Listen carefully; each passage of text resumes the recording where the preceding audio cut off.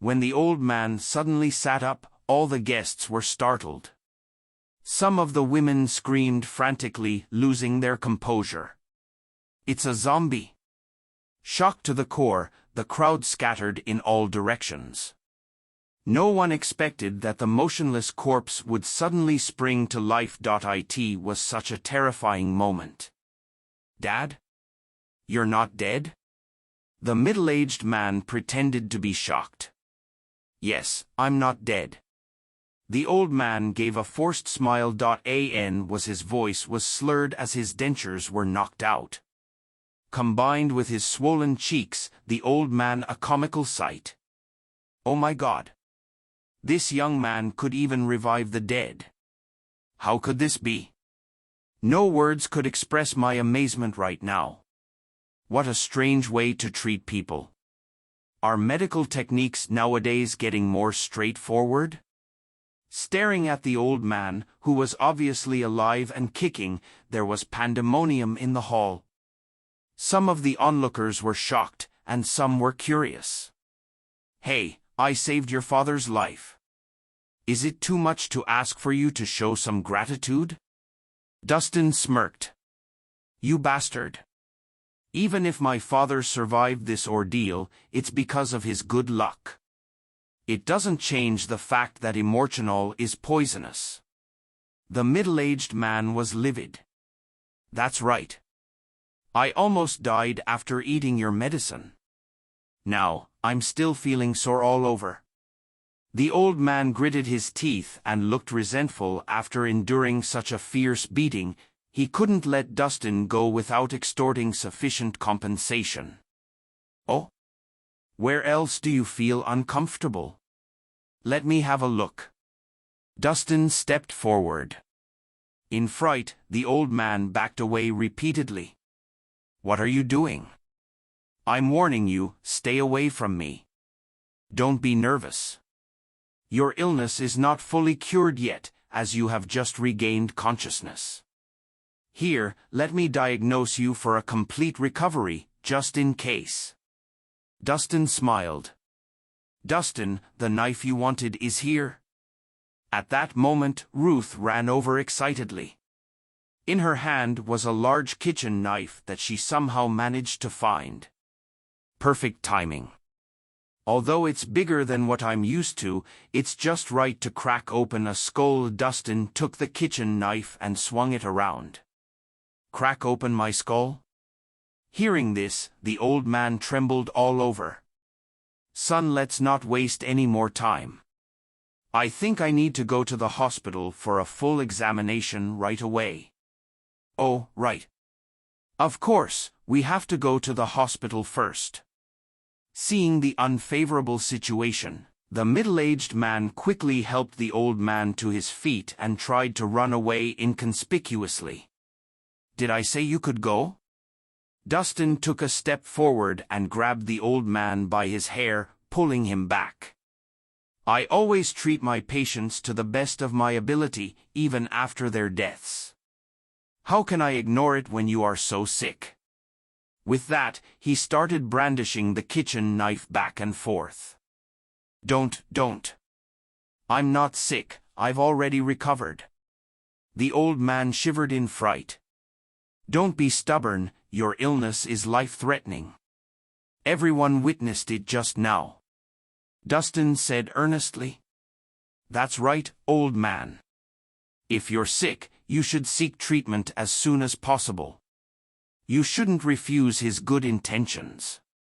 Someone piped up, "That's right, this young man is highly skilled in medicine. You should trust him. Nothing bad will happen." The others agreed and began to persuade the old man. "I'm fine, I'm really fine." The old man shook his head frantically, tears streaming down his face. "Lie down and don't move. Let me see where to make the first incision," Dustin ordered, pinning the helpless old man down. "Let him go immediately. You're committing murder."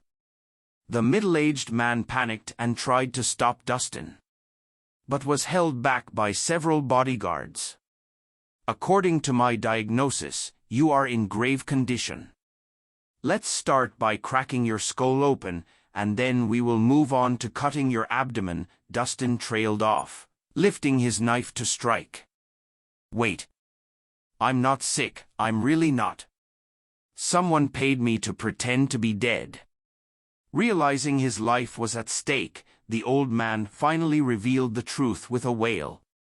He was paid off? Pretended to be dead?